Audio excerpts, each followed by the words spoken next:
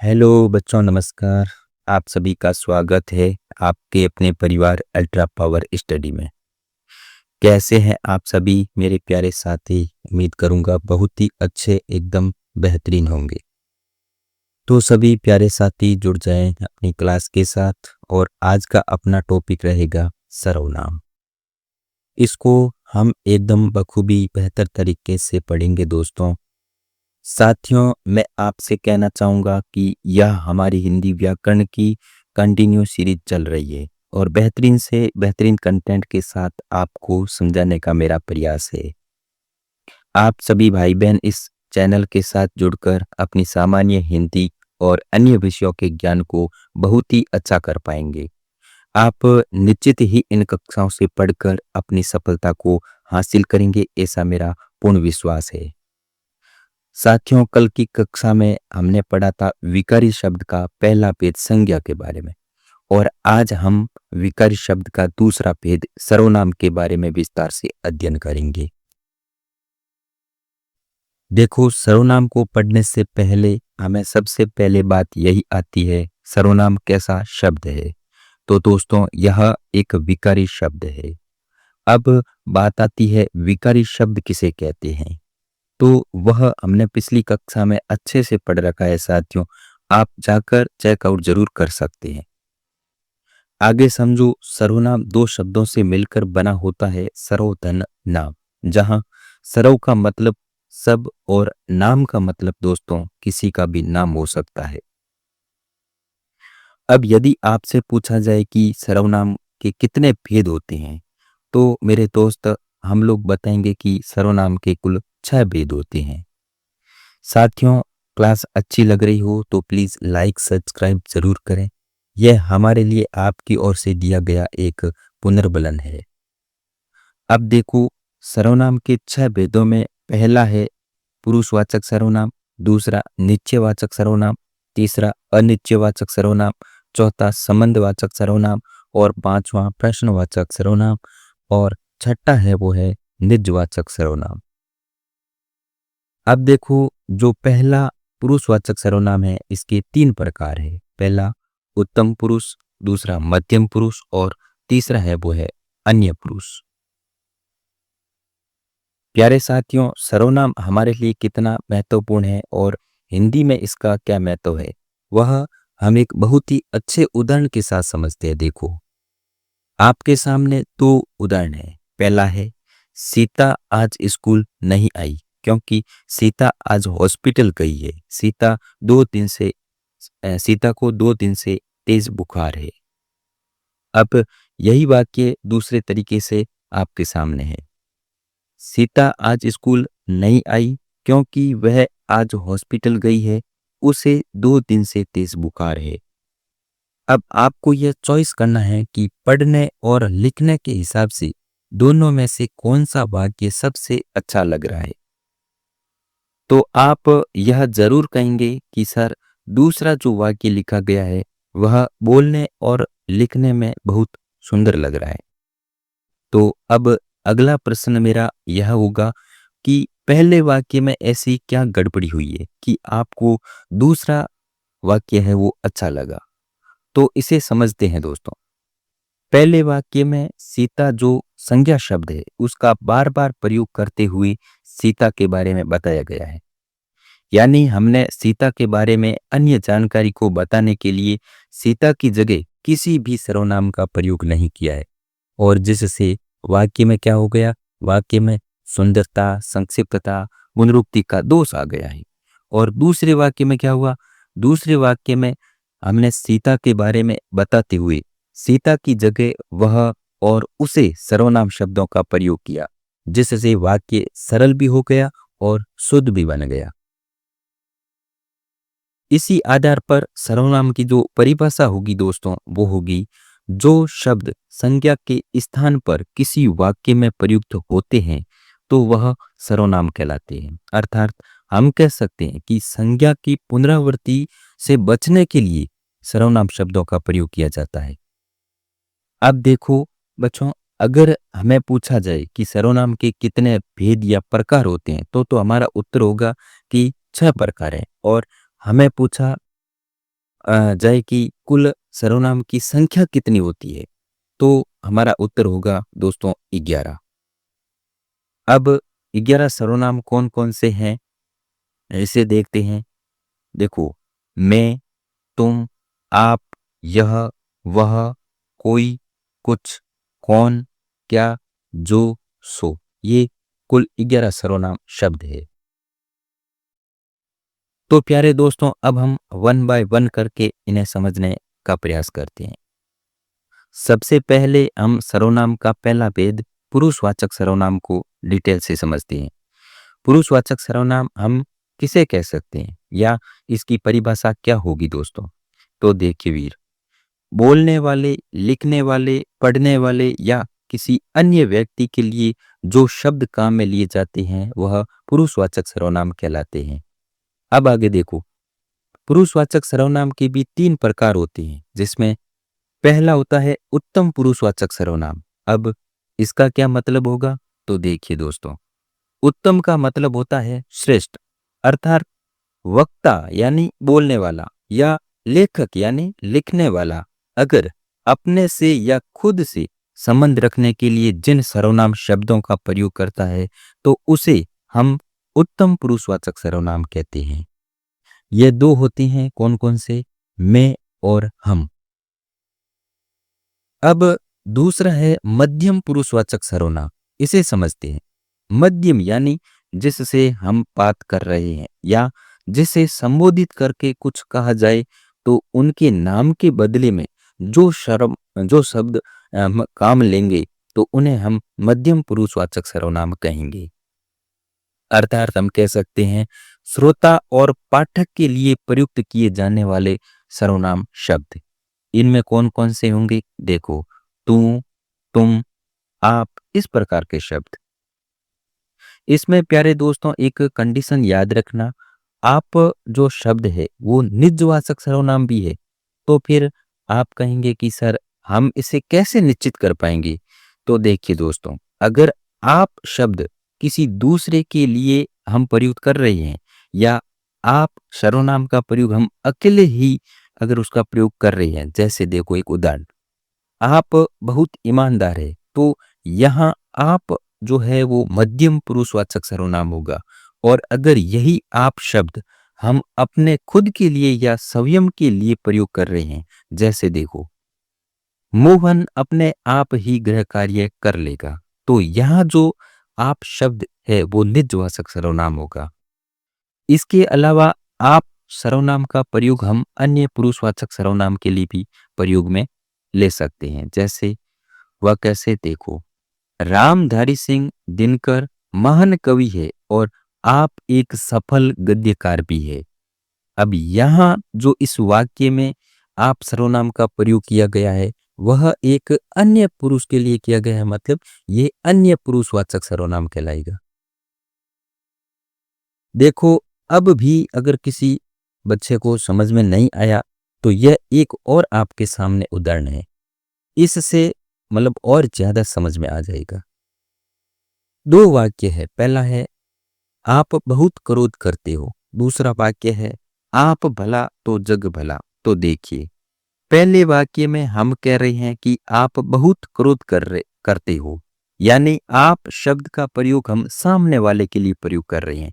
और दूसरे वाक्य में देखिए, आप भला तो जग भला, यानी खुद अच्छे होंगे तो यह जग अच्छा होगा। यानी यहाँ आप शब्द का प्रयोग निज यानी स्वयं के लिए हुआ है, इसलिए यह निजवाचक सर्वनाम होगा। अब तीसरा है अन्य पुरुषवाचक सर्वनाम। इसे समझते हैं। अन्य यानी कोई तीसरा, वह व्यक्ति जिसके बारे में हम बात कर रहे हैं या कुछ लिख रहे हैं, अर्थात श्रोता और पाठक के अतिरिक्त किसी अन्य व्यक्ति के लिए जो सर्वनाम शब्द काम में लिए जाते हैं या प्रयुक्त किए जाए तो उसे हम अन्य पुरुषवाचक सर्वनाम कहते हैं दोस्तों। और इसमें कौन कौन से होंगे? जैसे यह, ये निकट की वस्तुओं के लिए, वह, वे, ये दूर की वस्तुओं के लिए, और इसमें एक आप भी शब्द है।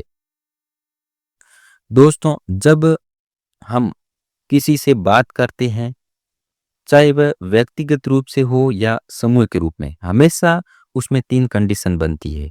कौन-कौन सी? देखो, इसे एक उदाहरण के माध्यम से समझते हैं। उदाहरण क्या है ये देखो। मैं कक्षा में अभी आप सभी को सामने पढ़ा रहा हूँ, लेकिन वे इसे घर बैठे ऑनलाइन देख रहे हैं। तो देखो, इसमें 3 कंडीशन बनी। एक तो मैं, एक आप और एक वे। इस वाक्य में मैं सर्वनाम का प्रयोग उत्तम पुरुष के लिए हुआ है, क्योंकि जिस सर्वनाम का प्रयोग बात कहने वाले के लिए होता है वह हमेशा उत्तम पुरुष कहलाता है।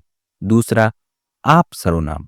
आप सर्वनाम का प्रयोग मध्यम पुरुष के लिए हुआ है, क्योंकि बात सुनने वाले के लिए हमेशा मध्यम पुरुषवाचक सर्वनाम का प्रयोग किया जाता है दोस्तों। और तीसरा, वे सर्वनाम, इसका प्रयोग जिनके बारे में बात की जा रही है वह हमेशा अन्य पुरुष कहलाएगा। इस प्रकार से सर्वनाम का ये जो हमारा पहला भेद पुरुषवाचक सर्वनाम है कंप्लीट हुआ है। अब हम सर्वनाम का दूसरा जो भेद, मुख्य भेद है, वो है निश्चयवाचक सर्वनाम। इसे समझते हैं। देखो, सबसे पहले निश्चय का अर्थ होता है निश्चय, यानी निश्चय का अर्थ होता है मतलब निश्चित। इस सर्वनाम को हम एक तरह से संकेत वाचक सर्वनाम भी कह सकते हैं दोस्तों।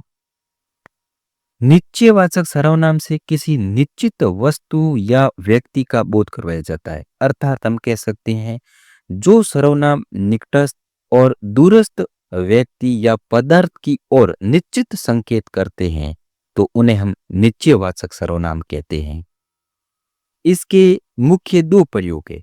एक तो निकट की वस्तुओं के लिए यह ये, और दूसरा दूर की वस्तुओं के लिए वह वे।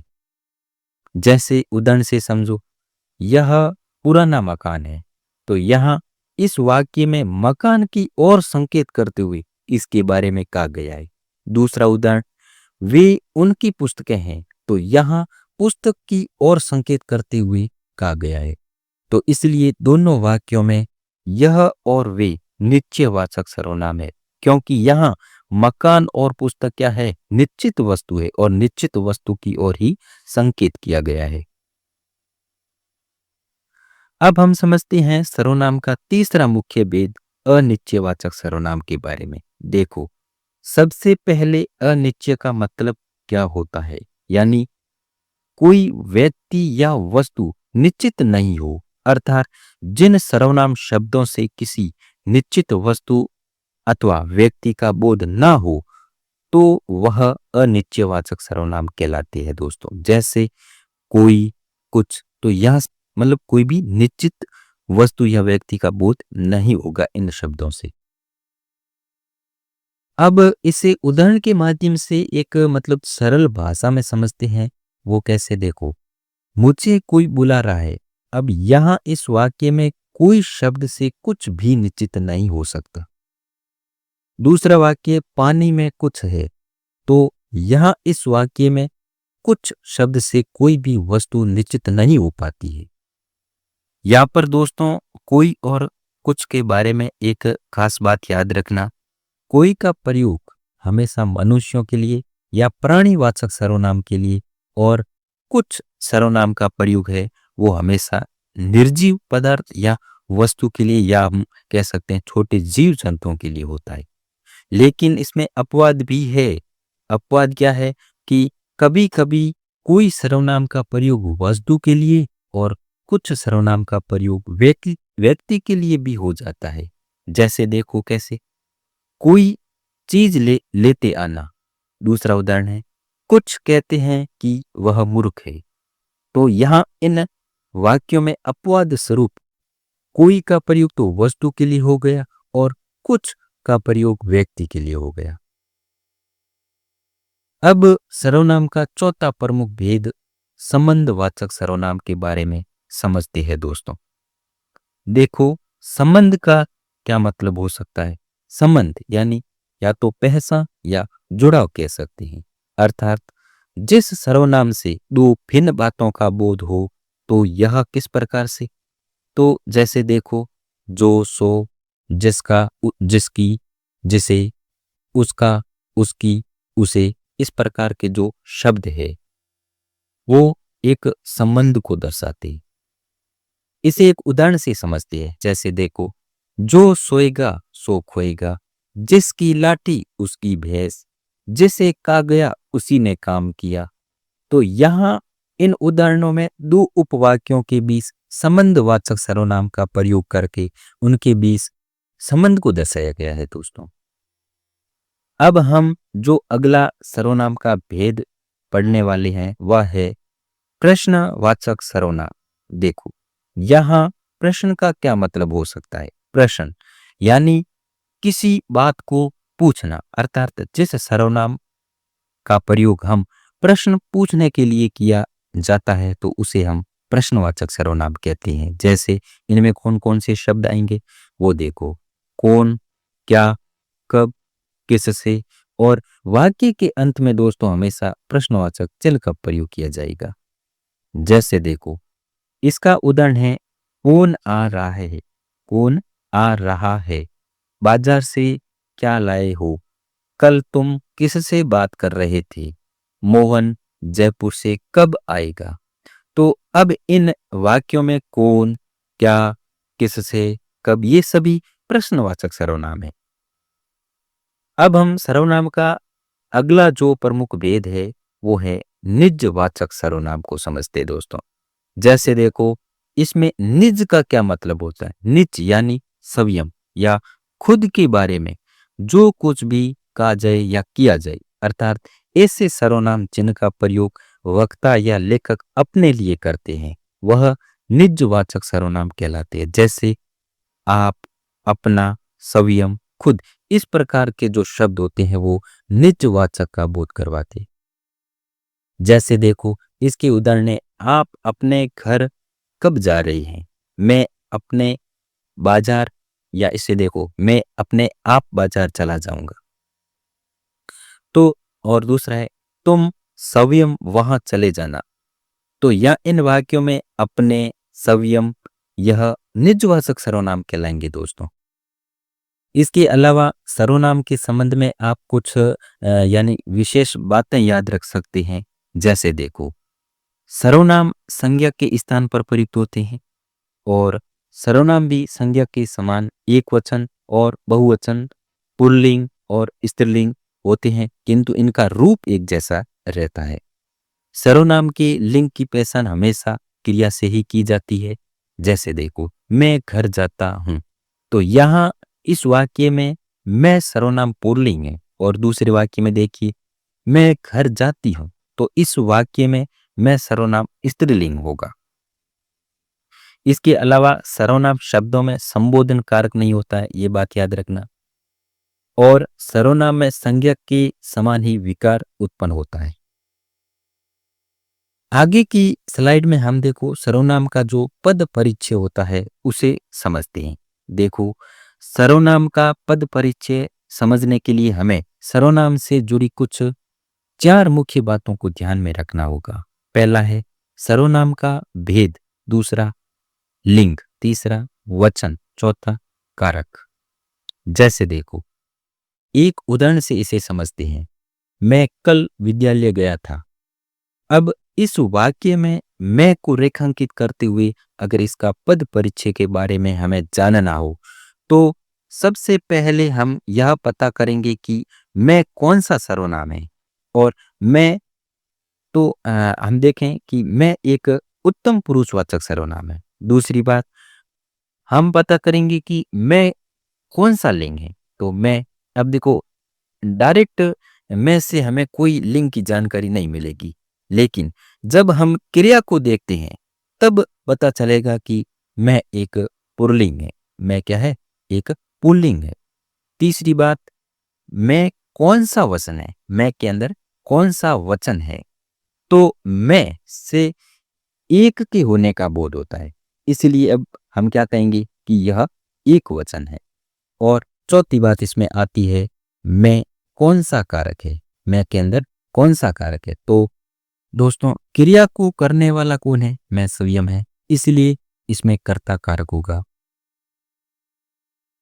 तो दोस्तों इस प्रकार से यह एक सर्वनाम का पद परिचय भी हमने आसान विधि से सीख लिया है। अब आगे हम एक सारणी के माध्यम से सर्वनाम शब्दों के जो विकार होते हैं, वही सर्वनाम शब्दों में किस प्रकार से विकार उत्पन्न होता है, तो वो इस सारणी से समझ लेते हैं। जैसे से हमारा मतलब यह जो टॉपिक है वो ए टू जेड कंप्लीट हो जाएगा। देखिए विद्यार्थियों, सर्वनाम शब्दों में विकार हमेशा वचन और कारक के कारण ही होता है। लिंग के कारण उसमें कोई विकार नहीं होता है। तो इस सारणी को समझते हैं। इस सारणी में हमें कारक के सात रूप, एक तो कारक के सात रूप और उनके चिन्ह और प्रश्नवाचक सर्वनाम के जो तीन प्रकार है, ये तो उत्तम पुरुष, मध्यम पुरुष और अन्य पुरुष के एक वचन और बहुवचन रूप की जानकारी मिलेगी। तो इसे ध्यानपूर्वक देखिएगा। कारक, इसमें कारक और उनके चिन्ह, कर्ता ने, कर्म को, करण से, संप्रदान के लिए, अपादान से अलग, संबंध रा रे री, अधिकरण में पर। इसमें संबोधन कारक नहीं होता है। इस सर्वनाम के अंदर संबोधन कारक नहीं होता है। इसके अलावा करण कारक का प्रयोग याद रखना। करण कारक का प्रयोग हमेशा साधन या उपकरण होने के भाव के अर्थ में किया जाता है और अपादान कारक का प्रयोग होता है वो हमेशा किसी एक वस्तु का दूसरी वस्तु से अलग होने के भाव के अर्थ में किया जाता है दोस्तों। अब यह है उत्तम पुरुष। अब देखो इसमें उत्तम पुरुष, मध्यम पुरुष और अन्य पुरुष में मतलब अब कौन से कारक में किस पुरुष का एक वचन बहुवचन किस तरह होगा वह हम देखते हैं। इन सभी कारक के उत्तम पुरुष के एक वचन बहुवचन होंगे, यानी इन जो सभी कारक है इनके उत्तम पुरुष में एक वचन बहुवचन कैसे होंगे वो समझते हैं। मैंने, इसका बहुवचन हमने, मुझको, हमको, मुझसे, हमसे, मेरे लिए, हमारे लिए, मुझसे, हमसे, मेरा, हमारा, मुझ में, हम में। तो ये इस प्रकार से उत्तम पुरुष में एक वचन बहुवचन कंप्लीट हो गया। मध्यम पुरुष एक वचन बहुवचन को देखते हैं। जैसे देखो, तुमने, आपने, तुमको, आपको, तुमसे, आपसे, तेरे लिए, आपके लिए, तुमसे, आपसे, तेरा, आपका, ठीक है, तुझ में, आप में। तो इस प्रकार से ये मध्यम पुरुष का एक वचन बहुवचन सभी कर्ता जो कारक है उनके अनुसार पूरा हुआ। अन्य पुरुष का एक वचन बहुवचन जैसे देखो, उसने, उन्होंने, उसको, उनको, उससे, उनसे, उसके लिए, उनके लिए, उससे, उनके, सॉरी उनसे, उसका, उनका, उसमें, उनमें, इस प्रकार से। तो चलिए साथियों, आज की क्लास में इतना ही। क्लास अच्छी लगी हो तो प्लीज़ लाइक करें, चैनल को सब्सक्राइब करें, अपने दोस्तों के साथ शेयर करें। अगली क्लास में हम एक और नए टॉपिक के साथ आपसे मिलते हैं। तब तक के लिए बाय बाय, धन्यवाद, जय हिंद साथियों।